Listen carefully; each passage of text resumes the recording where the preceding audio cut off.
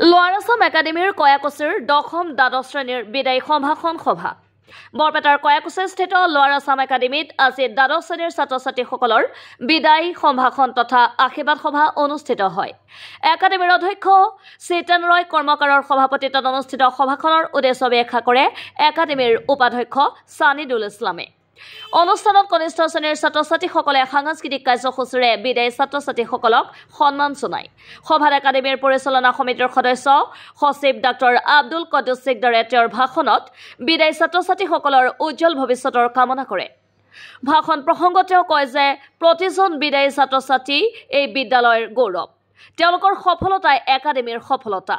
তেওঁ আশা প্ৰকাশ কৰে যে প্ৰতিজনে নিজৰ নিজৰ ক্ষেত্ৰত সফলতা অৰ্জন কৰি একাডেমীৰ সুনাম বৃদ্ধি কৰিব। এইবেলি 18গৰাকী দশম শ্ৰেণীৰ আৰু 116গৰাকী দ্বাদশ শ্ৰেণীৰ ছাত্ৰ ছাত্ৰীয়ে বিদায় লয়।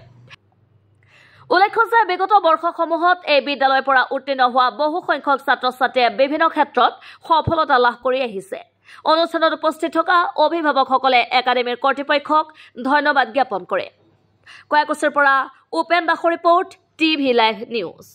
আজি লোৱাৰ আছাম একাডেমী কয়াকুছিৰ দ্বাদশ আৰু দশম শ্ৰেণীৰ ছাত্ৰ ছাত্ৰীসকলৰ বিদায়ী সম্ভাষণ আৰু আশীৰ্বাদ সভাৰ আয়োজন কৰা হৈছে। আমাৰ এই বছৰ লোৱাৰ আছাম একাডেমীৰ পৰা দ্বাদশ শ্ৰেণীত 116গৰাকী আৰু দশম শ্ৰেণীৰ 18গৰাকী ছাত্ৰ ছাত্ৰীয়ে তেওঁলোকে চূড়ান্ত পৰীক্ষাত অৱতীৰ্ণ হ'ব। আজি এক মিশ্ৰিত পৰিৱেশ, কাৰণ যিসকল ছাত্ৰ ছাত্ৰী আমাৰ ইয়াতে অধ্যয়ন কৰিলে তেওঁলোকে আজি আনুষ্ঠানিকভাৱে বিদায় ল'ব আৰু ছাত্ৰ ছাত্ৰীসকলে এক আৱেগপূৰ্ণ এটি পৰিৱেশৰ সৃষ্টি হৈছে ইয়াতে। কাৰণ ইমান দিনে তেওঁলোকে ইয়াতে শিক্ষা গ্ৰহণ কৰিলে, জ্ঞান অৰ্জন কৰিলে। আগন্তুক দিনত তেওঁলোকে আন এটা বিদ্যালয়লৈ, নতুন এটা পৰিৱেশ লৈ যাব, হয়তো মহাবিদ্যালয় বা বিশ্ববিদ্যালয় তেওঁলোকে নামভৰ্তি কৰিব। হয়, আমাৰ মনত দুখ আৰু আৱেগো লাগিছে, কাৰণ ছাত্ৰ ছাত্ৰীসকলক লৈ পেলাই আমি এটা পৰিয়ালৰ দৰে ইয়াতে আছিলোঁ। আৰু এটা ভাল লাগিছে এইকাৰণে যে তেওঁলোকে আগন্তুক দিনত হয়তো বিশ্ববিদ্যালয় নাইবা মহাবিদ্যালয়ত তেওঁলোকে নিজৰ যে লক্ষ্য আৰু উদ্দেশ্য তেওঁলোকে আগত ৰাখি হয়তো তেনেকুৱা এটা অনুষ্ঠান, ডাঙৰ অনুষ্ঠানলৈ তেওঁলোকে আগমন ঘটিব। গতিকে সঁচাকৈয়ে দুখ আৰু বেদনা, তাৰ লগতে এটি সুখৰো এটা অনুভৱ আজি হৈছে।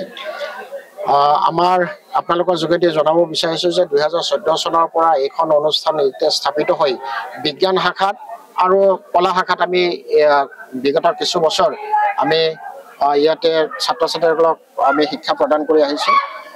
কিন্তু এটা বস্তু ভাল লাগিছে যে এই বছৰ আমাৰ আৰু এটা ষ্ট্ৰীম, মানে বিজ্ঞান, কলা আৰু বাণিজ্য, এই তিনিটা শাখাৰ যিখিনি চৰকাৰী যিখিনি নথিপত্ৰ কাৰ্য সেইখিনি ইতিমধ্যে আমাৰ সমাপন্ন হৈছে।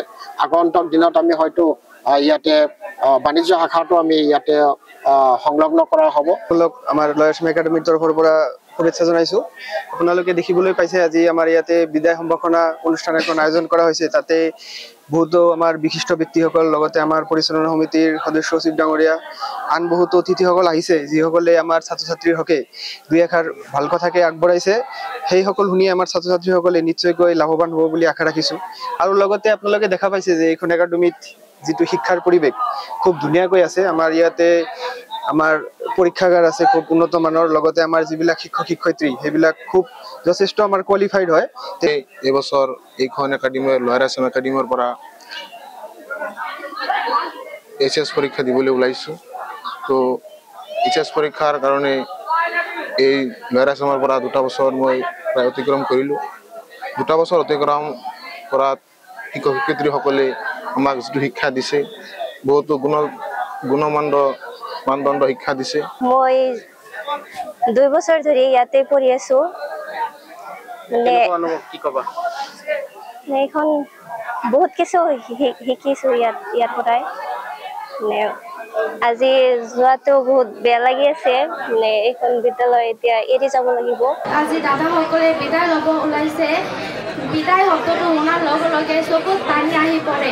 বিদায় 2 প্ৰকাৰ, চিৰ বিদায় আৰু ক্ষণস্থায়ী বিদায়। চিৰ বিদায়টো হ'ল যিটো পৃথিৱীৰ পৰা সকলোকে এৰি থৈ যায়, আৰু ক্ষণস্থায়ী বিদায় হ'ল যিটো আমাৰ এখন ঠাইৰ পৰা আৰু এখন ঠাইলৈ যায় আৰু বিদ্যালয়ৰ পৰা আনটো বিদ্যালয়লৈ যায় সেইটো আৰু উদাসীন এই কাৰণে হৈছো যে আমি ইমান 2 বছৰ এইখন বিদ্যালয়ত পঢ়িলো এই কেইদিনমান আগত আমি এইখন বিদ্যালয়ত আহিছিলো তেতিয়াও ছাৰসকলে মৰম কৰিছিল আৰু এতিয়া বেছি দিন পাৰো হোৱা নাই এতিয়াই যাবলৈ ওলাইছো সেই কাৰণেও দুখ লাগিছে